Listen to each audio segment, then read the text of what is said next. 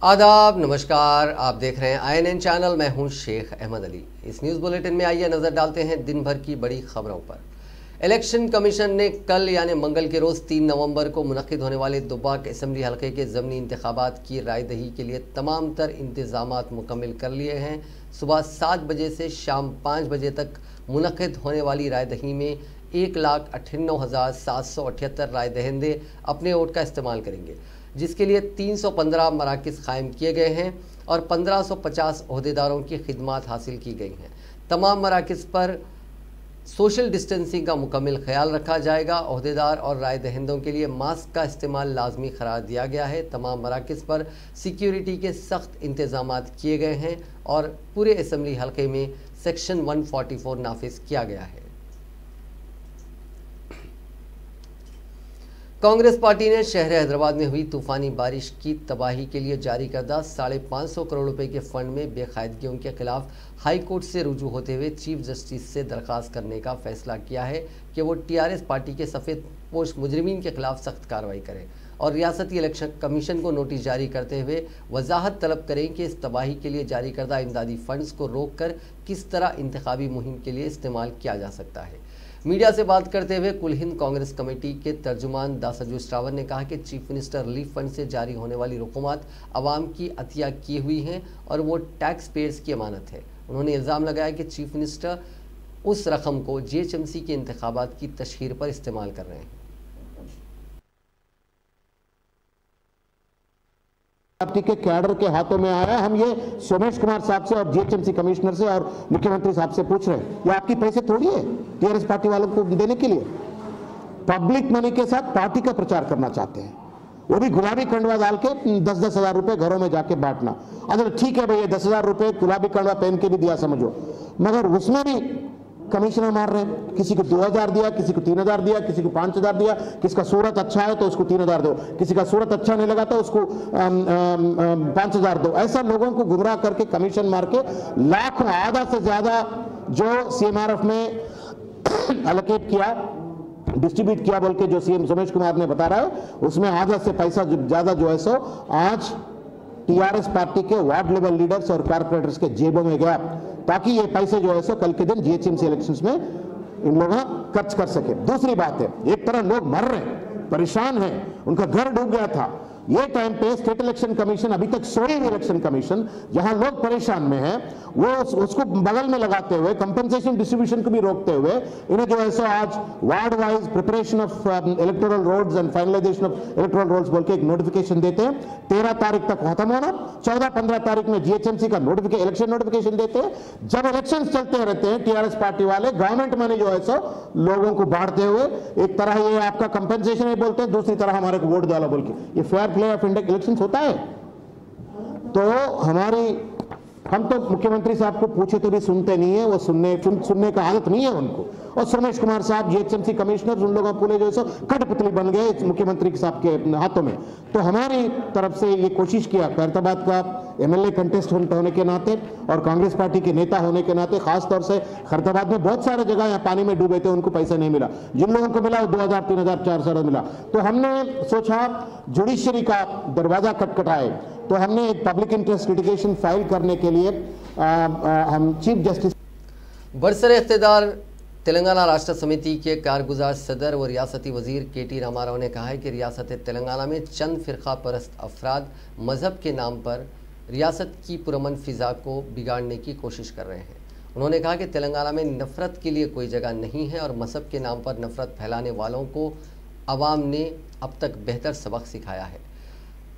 हर कोई अपने मज़हब का एहतराम करता है और किसी को इसमें मुदाखलत करने का कोई हक़ नहीं है। पीर के रोज़ जुबली हिल्स के BJP के सैकड़ों कायदीन श्रीधर रेड्डी की क़यादत में TRS पार्टी में शमूलियत इख्तियार कर ली। इस मौके पर TRS वर्किंग प्रेसिडेंट KTR ने पार्टी खंडवा पहनाकर उन्हें BJP से TRS में शामिल किया।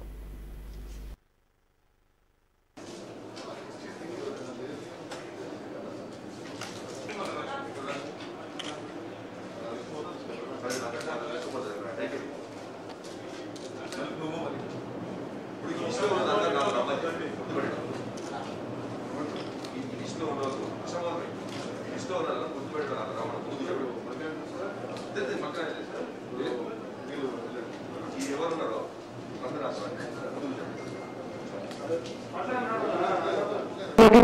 नजर आ रहे हैं इस तरह।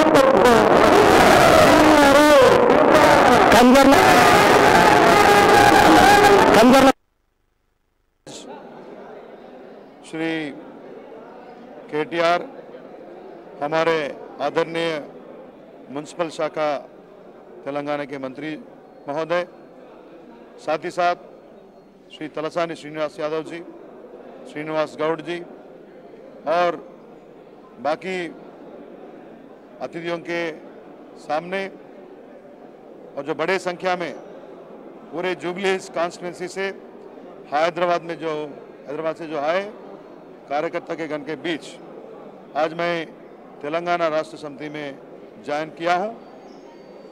तेलंगाना राष्ट्र का जो विकास है हमारे आदरणीय मुख्यमंत्री श्री कल्वकुंट्ला चंद्रशेखर राव जी के हाथों में से उसके नेतृत्व में ही होगा बोल के समझ के हम सभी लोग जो आज ज्वाइन किए हैं, आने वाले दिन में तेलंगाना के विकास के लिए, टीआरएस पार्टी के विकास के लिए, सभी कार्यकर्ता लोगों के विकास के लिए मैं मेरा पूर्ण प्रयत्न करता हूं, कोशिश करता हूं। जितने भी साथी मेरे साथ आज टीआरएस पार्टी में ज्वाइन किए वो सभी लोगों को मैं धन्यवाद देता हूं और तेलंगाना के डेवलपमेंट में, तरक्की के लिए हम सभी लोग मिलके केसीआर साहब और केटीआर साहब के नेतृत्व में पूरा काम करेंगे। दुब्बाका में और आने वाले जीएचएमसी इलेक्शंस में टीआरएस पार्टी का जीत पक्की है और पूर्ण बहुमत से हम लोग यहाँ के मेयर सीट हासिल करेंगे। धन्यवाद। आज श्री केटीआर हमारे आदरणीय म्युनिसिपल शाखा तेलंगाना के मंत्री। तेलंगाना प्रदेश कांग्रेस कमेटी के कारगुजार सदर पूनम प्रभाकर ने इल्ज़ाम लगाया है कि मरकज़ और रियासती हुकूमतें किसानों को मुकम्मल नज़रअंदाज कर रही हैं। उन्होंने कहा कि इन हुकूमतों की मुखालिफ किसान पॉलिसियों के खिलाफ 3 नवंबर से 10 नवंबर तक कांग्रेस पार्टी दस्तखती मुहिम चलाते हुए तकरीबन 2 करोड़ दस्तखत हासिल करेगी।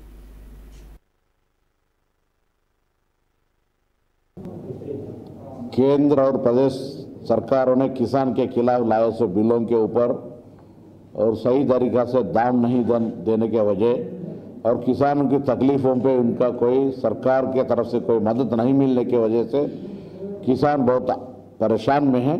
उसका मदद पे कांग्रेस राष्ट्रपति जी को 2 करोड़ का सिग्नेचर्स करके एक रिप्रेजेंटेशन देने का, साथ में तेलंगाना सरकार के तरफ कांग्रेस के तरफ से गवर्नर जी को लाखों सिग्नेचर्स करके रिप्रेजेंटेशन देने का फैसला किया गया।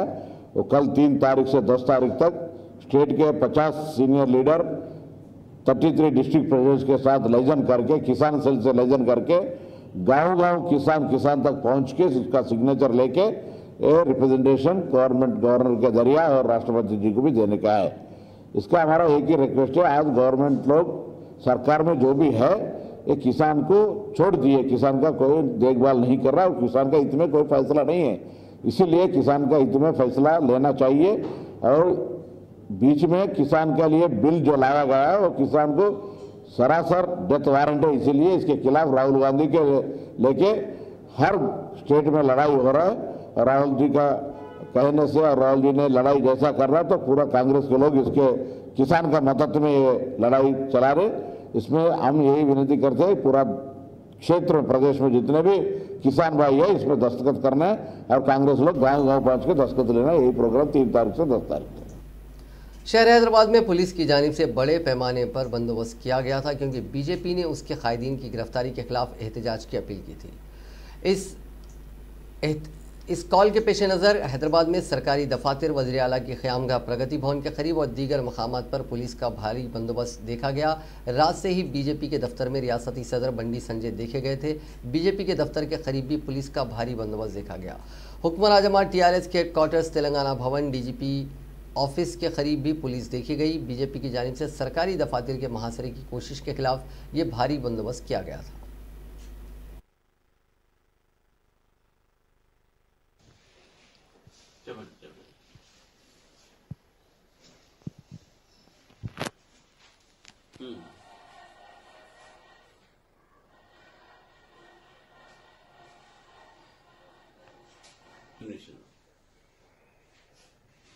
దగ్గర చెప్తాను నేను, ఏమంటే పెద్ద ప్రాబ్లం లేదు.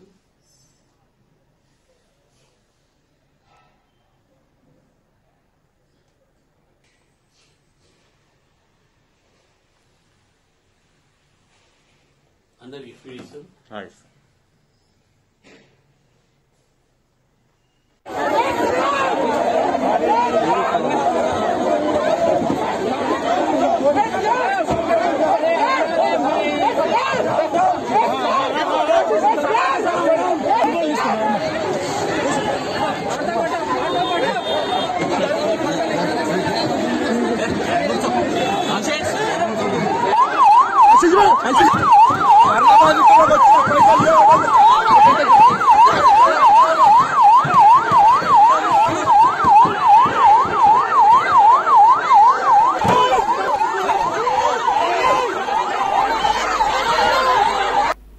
रियासत भर में आज से धरानी पोर्टल के जरिए ज़रई अराजियात के रजिस्ट्रेशन के अमल का आगाज़ हो गया। चीफ सेक्रेटरी सोमेश कुमार ने जिला रंगारेड्डी के शमशाबाद तहसील ऑफिस में धरानी पोर्टल के जरिए ज़रई अराजियात के रजिस्ट्रेशन के अमल का रस्मी तौर पर आगाज़ किया।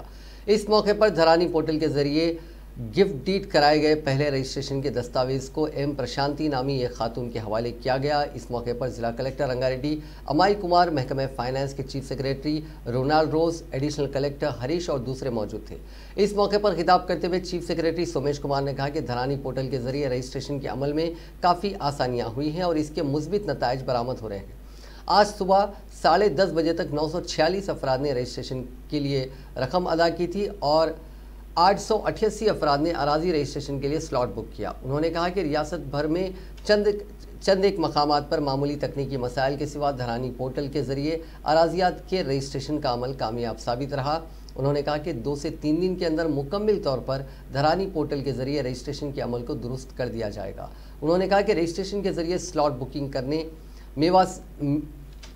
मी सेवा सेंटर से रुजू हो सकते हैं। सिर्फ 200 रुपये अदा करते हुए स्लॉट बुक किया जा सकता है। इसी तरह स्मार्टफोन के जरिए भी स्लॉट बुक किया जा सकता है। उन्होंने कहा कि आज सिर्फ अराजी की फ़रोख्त, गिफ्ट सेल, मरने वालों के वारिसैन के रजिस्ट्रेशन, फैमिली पार्टीशन रजिस्ट्रेशन के अमल का आगाज़ हुआ। बहुत जल्द दीगर रजिस्ट्रेशन के अमल को भी शुरू किया जाएगा। चीफ सेक्रेटरी ने कहा कि नाला, पुराना रजिस्ट्रेशन, पुराना म्यूटेशन और गैर ज़रूरी अराजियात के रजिस्ट्रेशन के सिलसिले में अनकरीब चीफ मिनिस्टर ऐलान करेंगे। रजिस्ट्रेशन के वक्त फिंगरप्रिंट हासिल करने में मसाइल पैदा होते हैं तो ऐसी सूरत में आईसाइट, आँखों की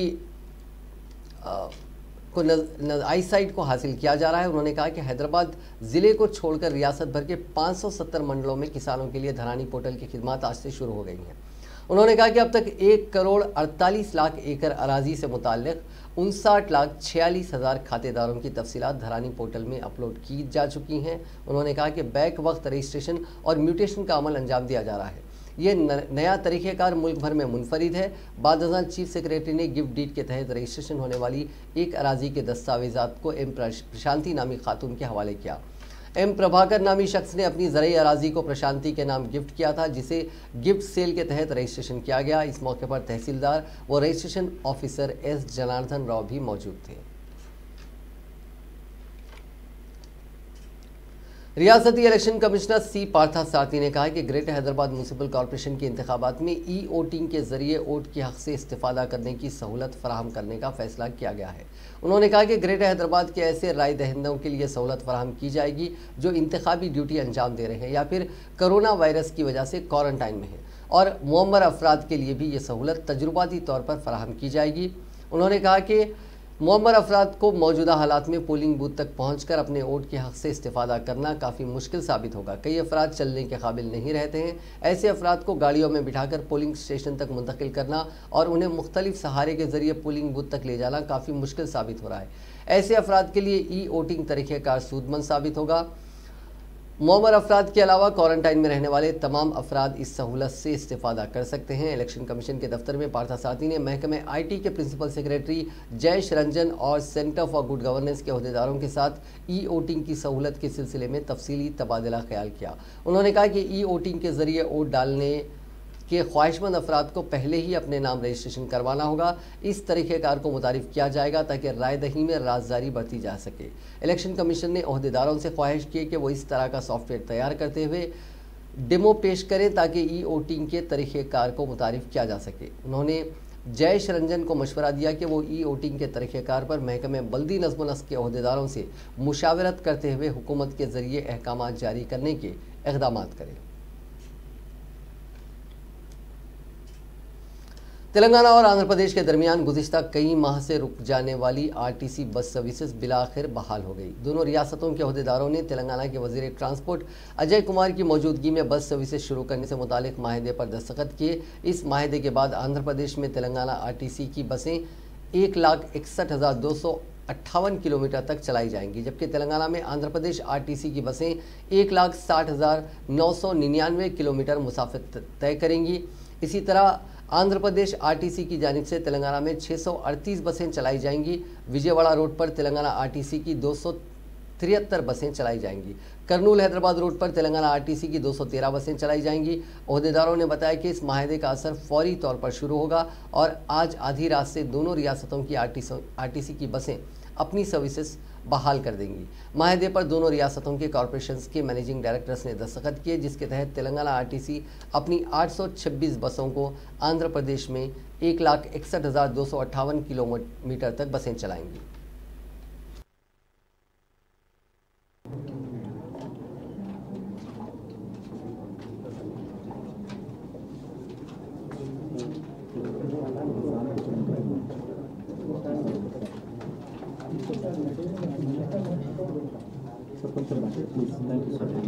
మీరు తీసుకోండి, ఫోటోగ్రాఫర్ తీసుకోండి.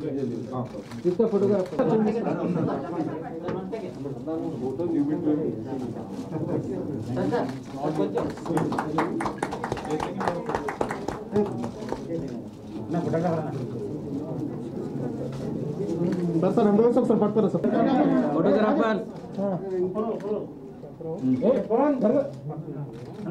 ఫోటోగ్రాఫర్ తీసుకున్నారు కదా, ఏమైంది? Okay okay right sir, thank you sir.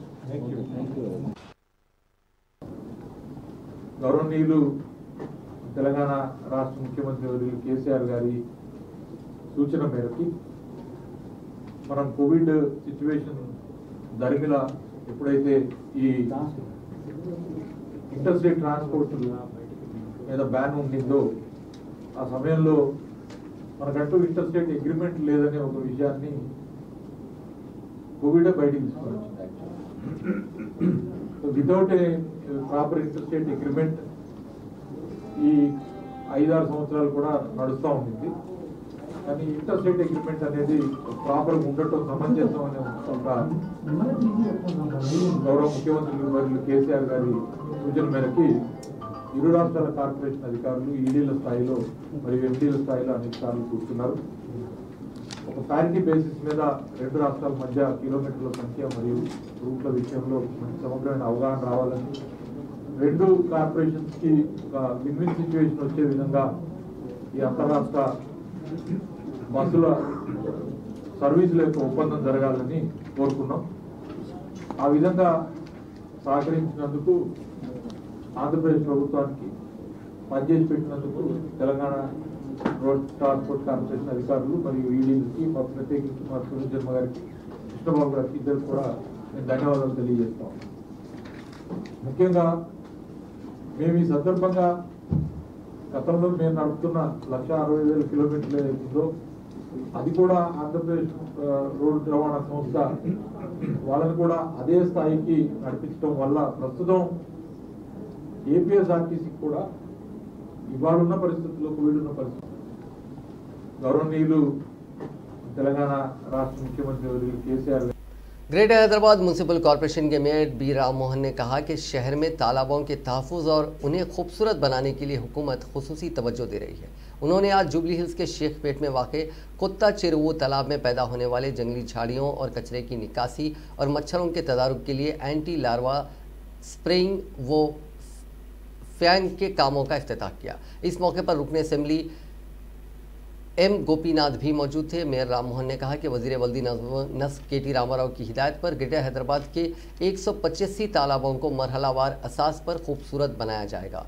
उन्होंने कहा कि तालाब के अतराफ के इलाकों को मच्छरों से महफूज रखने के लिए ड्रोन के जरिए अद्वियात का छिड़काव किया जा रहा है। उन्होंने कहा कि 235 कॉलोनियों और 39 तालाबों के अलावा मूसा नदी में एंटी लार्वा और केमिकल स्प्रेइंग किया जा रहा है। 125 टीमों के जरिए शहर में पानी जमा होने वाले इलाकों में स्प्रेइंग करवाई जा रही है। इसके अलावा बारिश और सैलाब से महसूर होने वाले शहर के 252 इलाकों और 6000 मकानात के अतराफ भी 65,000 मकानात के अतराफ भी केमिकल का छिड़काव किया जा रहा है। उन्होंने कहा कि अब तक 50,000 लीटर सोडियम हाइपोक्लोराइड केमिकल का स्प्रेइंग किया गया है।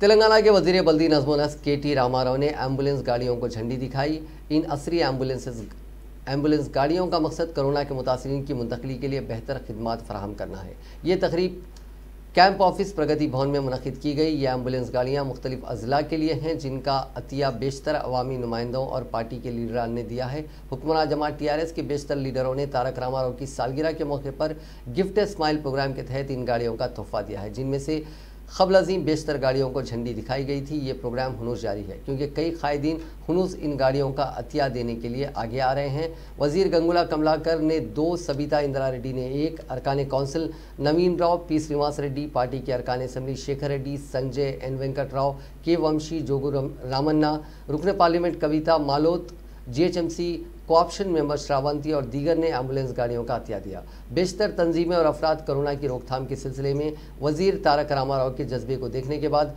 एम्बुलेंस गाड़ियों को फराहम करने के लिए आगे आए हैं।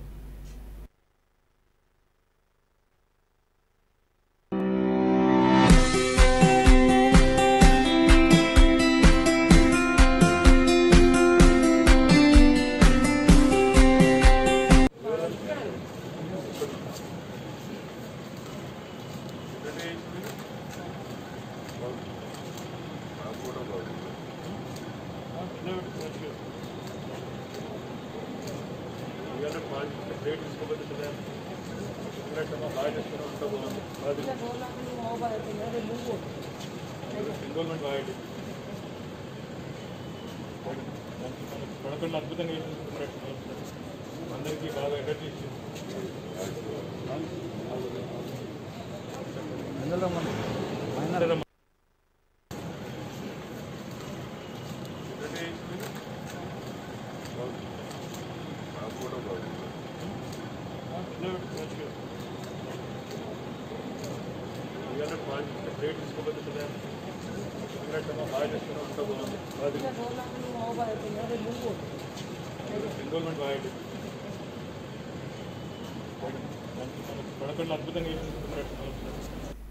शहीद कर्नल संतोष बाबू की बेवा ने आज तेलंगाना के यादाद्री भुवनगिर जिले के ट्रेनी डिप्टी कलेक्टर के तौर पर ओहदे की जिम्मेदारी संभाल ली है। चीफ सेक्रेटरी सोमेश कुमार ने इस सिलसिले में अहकाम जारी किए थे।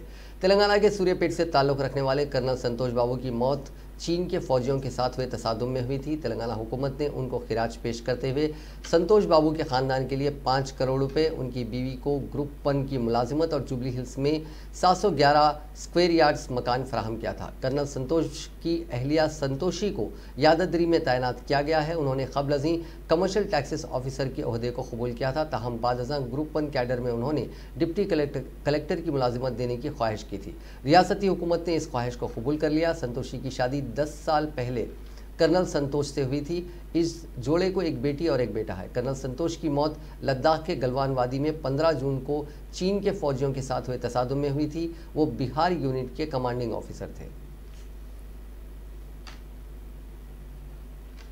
दुनिया भर में कोरोना वायरस से मुतासरीन की तादाद आज 4,69,71,630 हो गई है, जबकि इस मौजी वायरस से अब तक 12,07,108 अफराद की मौत हो चुकी है। हिंदुस्तान में कोविड-19 के मुतासरीन का आंकड़ा 82,29,313 हो गया है, जबकि 1,22,607 अफराद हलाक हो चुके हैं। तेलंगाना में मुतासरीन की तादाद 2,40,970 हो गई है, जबकि 1348 अफराद हलाक हो चुके हैं। तेलंगाना में इतवार के रोज़ 922 नए मामले सामने आए थे और 7 अफराद की मौत हुई थी। रियासत में फिलहाल 17,630 कोविड-19 मरीजों का इलाज चल रहा है। कोविड-19 के लिए एक असरदार टीके के मैकेनिज्म के सिलसिले में पहल के तहत तेलंगाना का रियासती महकमे सहित खुसूसी ग्रुप बनाएगा जो टीका देने के अमल में तालमेल पैदा करेंगे और इस पर निगरानी रखेंगे। उम्मीद है कि आने वाले चंद माह में वजारत सेहत और ख़ानदानी बहबूद इस टीके को दस्तयाब करवाएगा। सेहत के ओहदेदारों ने दूसरे महकमे जात के साथ तालमेल के जरिए तेलंगाना में टीके की तैयारी की है। मसलन जोखम वाले ग्रुप्स की निशानदही वगैरह का काम किया गया है। महकमे सेहत हेल्थ केयर वर्कर्स का एक डेटाबेस तैयार किया जा रहा है, जिसके बाद दूसरे फ्रंटलाइन वर्कर्स और ग्रुप्स की निशानदही की जाएगी जिन्हें सबसे पहले कोविड-19 का टीका दिया जाएगा। इस टीके का बेसब्री के साथ इंतजार किया जा रहा है। आंध्र प्रदेश में एक रुकने असेंबली कोविड-19 से मुतासिर हो गए। रियासत के असल अपोजिशन जमात तेलुगु देशम के सीनियर लीडर व रुकने असेंबली पी केशव इस वायरस से मुतासिर हो गए हैं। औराकुंडा हल्के की नुमाइंदगी करने वाले पी केशव ने उनसे हाल ही में मुलाकात करने वाले तमाम अफराद से ख्वाहिश की है कि वो अपना कोविड-19 का मायना करवा लें। वाज़ेह रहे कि हाल ही में आंध्र प्रदेश में बाज़ अवामी रहनुमा भी इस वायरस से मुतासिर हुए थे।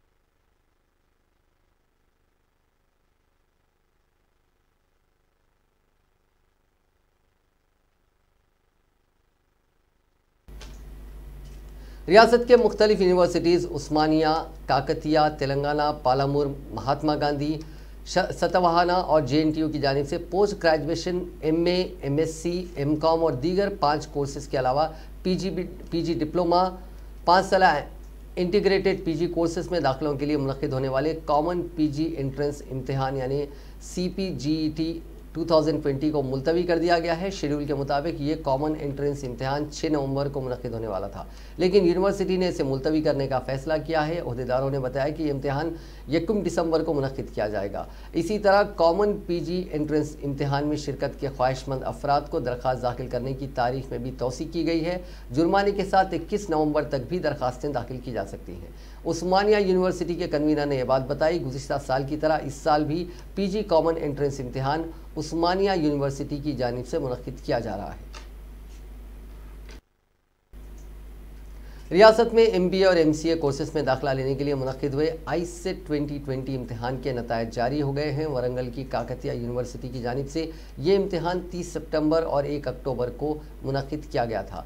आज सपहर काकतिया यूनिवर्सिटी में Telangana council for higher education के चेयरमैन प्रोफेसर पापी रेड्डी ने ICET 2020 के नतायज जारी किए। उन्होंने बताया कि ICET इम्तिहान में 45,975 तलबा ने शिरकत की थी, जिनमें 41,506 तलबा ने कामयाबी हासिल की। ICET में कामयाबी हासिल करने वालों का तनासुब 90.28% रहा। उन्होंने कहा कि ICET एंट्रेंस इम्तिहान में SR नगर से ताल्लुक़ रखने वाले बी श्री भाश्री का पहला रैंक हासिल हुआ, जिन्होंने 159.5 पॉइंट्स हासिल किए, जबकि दूसरा रैंक आरमूर ज़िले निज़ामाबाद के संदीप को हासिल हुआ। तीसरा रैंक अविनाश सिन्हा, चौथा प्रसन्ना लक्ष्मी, 5वां रैंक 1 कृष्णा साई, 6ठा रैंक T अखिल रेड्डी को हासिल हुआ।